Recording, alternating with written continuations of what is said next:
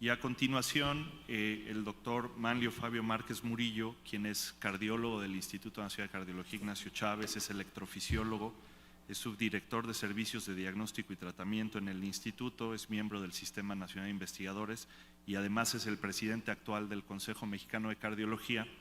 Nos va a hacer el favor de hablar de la terapia de resincronización y nuevas formas de estimulación cardíaca en insuficiencia cardíaca. Doctor Márquez, muchas gracias. Muchas gracias, Eduardo, por la invitación a este simposio y a la Academia por haber aceptado esta participación. Entonces, como ya lo comentaron, no lo vamos a repetir, pero solamente para hacer un poco de énfasis, en México la tasa de fallecimientos por insuficiencia cardíaca es de 5 por cada 100,000 habitantes y las entidades con mayor tasa son Coahuila, San Luis Potosí, Oaxaca, Sinaloa y Baja California. Hay una nueva clasificación de la insuficiencia cardíaca con base en la fracción de expulsión, pero como ya lo mencionó el doctor Jordán, nos vamos a centrar en la insuficiencia cardíaca con fracción de expulsión reducida, que es aquella que tiene 40% o menos, y el problema en estos casos es que hay una asincronía o disincronía atrioventricular, interventricular e intraventricular. Entonces, los mecanismos por los cuales se descompensan estos pacientes es a nivel atrioventricular por un intervalo AB muy prolongado. Entonces, la sincronía entre la aurícula y el ventrículo se ve muy afectada. En segundo lugar, cuando hay bloqueo de rama izquierda, se produce una alteración entre los ventrículos, entre el ventrículo derecho y el ventrículo izquierdo, que se retrasa mucho la activación del ventrículo izquierdo, que es el que principalmente da el gasto cardíaco, pero también a nivel intraventricular, intramural, dentro del propio ventrículo izquierdo, pueden existir alteraciones que hacen que al final del día todas estas asincronías o disincronías disminuyan la fracción de expulsión del ventrículo izquierdo y contribuyan a la insuficiencia cardíaca.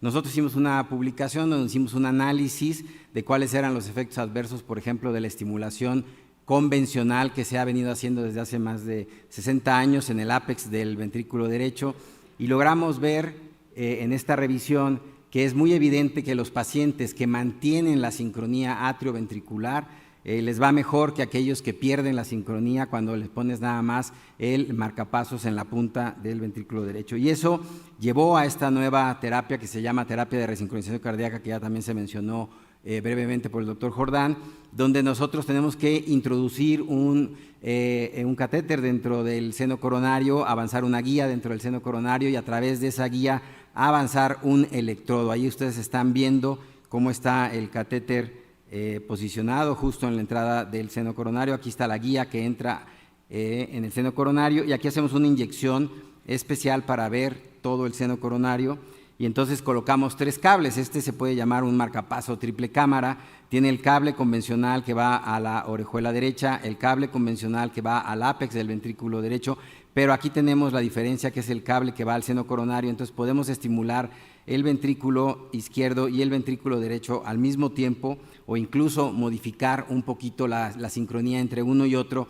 Y entonces tenemos estos efectos primero en el electrocardiograma, donde ustedes pueden ver cómo pasa de esta morfología de un complejo QRS muy ensanchado a un complejo QRS, vean ustedes, de B1, B2, B3, ¿sí? Cómo disminuye significativamente el ancho del QRS. Y los efectos no solamente son electrocardiográficos, también son hemodinámicos. Aumenta el gasto cardíaco, la presión arterial, el DPDT, disminuye resistencias vasculares, disminuye la presión capilar pulmonar. Entonces, todo esto se traduce en un beneficio clínico: mayor capacidad de ejercicio con mejoría en la caminata de 6 minutos, en la clase funcional y en el consumo de oxígeno, mejoría en calidad de vida y menor número de hospitalizaciones. Y, más importante, disminución de la mortalidad. Entonces, eso es sumamente importante para nosotros. Este es tan solo un ejemplo. Del lado izquierdo pueden ver la disminución del objetivo combinado, mortalidad total de hospitalización, pero del lado derecho pueden ver que también hay una disminución significativa en la mortalidad total. Entonces, estas son las últimas guías. Es una revisión multidisciplinaria que hicimos sobre el uso apropiado de la terapia de resincronización cardíaca en insuficiencia cardíaca por parte de la Sociedad Interamericana de Cardiología y el capítulo que yo coordinaba en esa época de electrocardiografía, que se llama ElectroSIAC.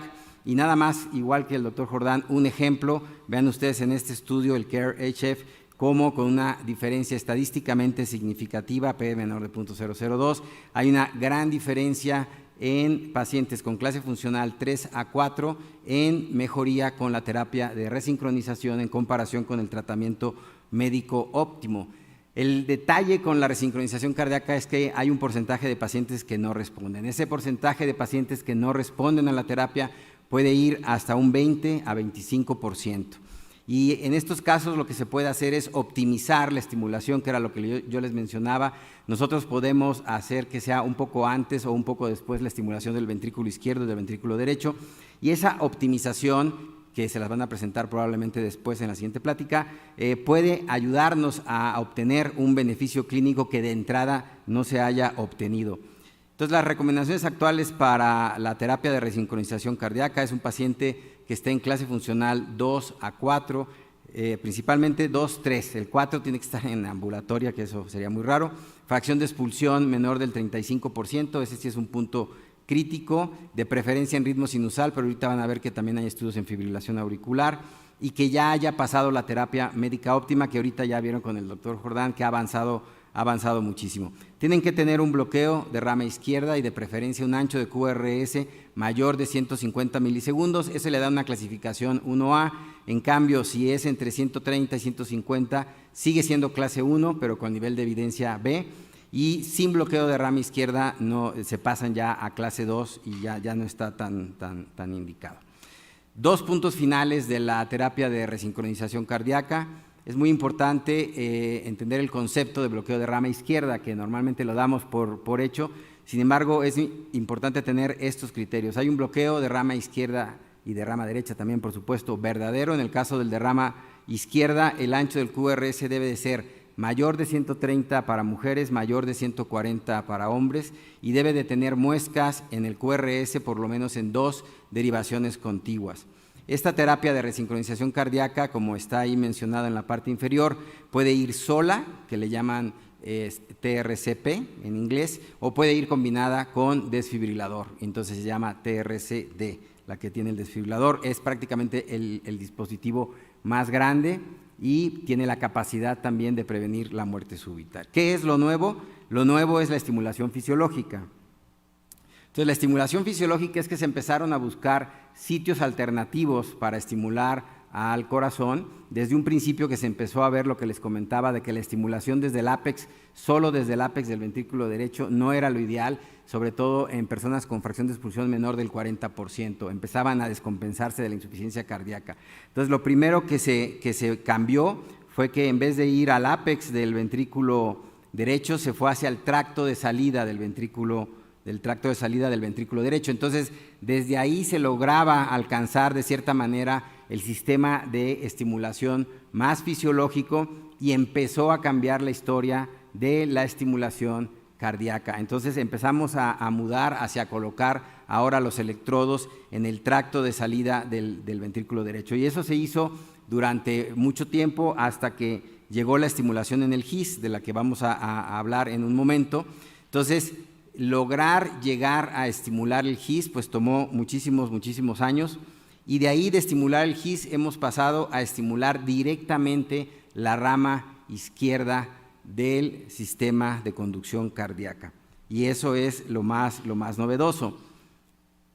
Sí quisiera mencionar que fue en el Instituto de Cardiología el doctor Jesús Alanís el que hizo el primer registro del haz de GIS en forma experimental. Eso es algo muy importante. Ya después en el ser humano fue el doctor Paul Puech y después los americanos, y esto lo traigo siempre a colación porque en todos lados, sobre todo en Estados Unidos, pues se olvidan un poquito de lo que se hizo antes de lo que ellos han hecho, y no hay que olvidarlo. Después la estimulación ya vino aquí por este señor, una estimulación directa del haz de GIS, poner el electrodo, como pueden ver ustedes aquí en la imagen, poner el electrodo directamente sobre el tronco del haz de GIS o muy cerca. Entonces a este se le llama estimulación directa o indirecta, porque aquí estás en el músculo y desde el músculo alcanzas el haz de GIS. Y vean ustedes los complejos QRS, este es B1, vean ustedes qué delgaditos son los complejos QRS, porque estás agarrando, digamos, la carretera normal de conducción del sistema eléctrico del corazón. Este es muy útil, son trazos muy bonitos, pero el detalle estuvo tanto en la colocación como en los umbrales. La colocación va de un porcentaje de éxito que puede ser tan alto como el 94%, 95% en algunos centros con mucha experiencia, pero tan bajo como el 64, 66% en otros con menos experiencia. También el detalle es el umbral. La estimulación gisiana logró demostrar, y este fue el cambio el primer cambio en este paradigma que llevábamos años estimulando solamente ápex del ventrículo derecho y después tracto de salida, logró demostrar una mejoría en fracción de expulsión y en clase funcional. Y este es nada más un ejemplo de un paciente con un bloqueo de rama izquierda enmascarado por un bloqueo de rama derecha, en realidad, donde hicimos esta estimulación gisiana y se logró una mejoría espectacular, prácticamente inmediata. Pueden ustedes ver la fracción de expulsión del 26%, cómo pasa al 36%, una mejoría muy significativa. Pero el problema de la estimulación gisiana es que tiene umbrales muy altos, muy elevados, y eso gasta la pila de los equipos, la batería, en forma muy rápida. Entonces vino la estimulación de la rama izquierda, que tiene la gran ventaja de que está dentro del músculo del septum, los umbrales de estimulación son más bajos, hay una mayor estabilidad del electrodo, es más raro que se caiga, por supuesto que se puede caer, pero tiene también la ventaja de que no detecta potenciales de aurícula como lo hace en el GIS. Entonces hay muchas ventajas de estimulación de rama izquierda, y aquí está un ejemplo, ¿no?, de cómo se puede acortar un complejo QRS con la estimulación de la rama izquierda. Así es como se ve cuando está el cable colocado en el septum interventricular. Y aquí les traigo un ejemplo, vamos a ver si doble clic, para que corra. Es nada más un ejemplo de cómo hacemos la inyección cuando tenemos ya colocado el electrodo dentro del septum interventricular, y podemos ver. Ahí está. Y ahí podemos ver cómo está la pared del septum interventricular y cómo vemos que el electrodo ha penetrado ese septum, y ya con el electrocardiograma nosotros podemos ver que estamos en el lugar que queremos estar con un QRS delgado. Así es como queda al final del día el electrodo auricular normal y el electrodo en la rama izquierda. Aquí la ventaja sobre la resincronización tradicional triple cámara es que solamente se requieren 2 cables, no se requieren 3 cables. Siempre mientras menos cables mejor, por los riesgos que puede haber a largo plazo de oclusión sobre la vena subclavia, y por supuesto que los dispositivos son un poquito más como un marcapasos que como un resincronizador. Ahí pueden ver el resultado final en un caso nuestro del instituto. Y bueno, esta estimulación está ya empezando a dar resultados en el sentido de que está demostrando que disminuye también la mortalidad total y la mortalidad por causa cardiovascular. Este es tan solo uno de tantos metaanálisis que van a empezar a salir. Les quiero recomendar estas guías mexicanas de práctica clínica que realizamos, un esfuerzo conjunto de la Sociedad Mexicana de Cardiología, ¿sí?, para lo que es el diagnóstico y el tratamiento de la insuficiencia cardíaca. Y para terminar en tiempo y forma, como diría mi maestro Ángel Romero, gran ecocardiografista y ahora gran escritor, aquí ya estuvo el futuro. Muchas gracias por su atención. Muchas gracias, doctor Márquez.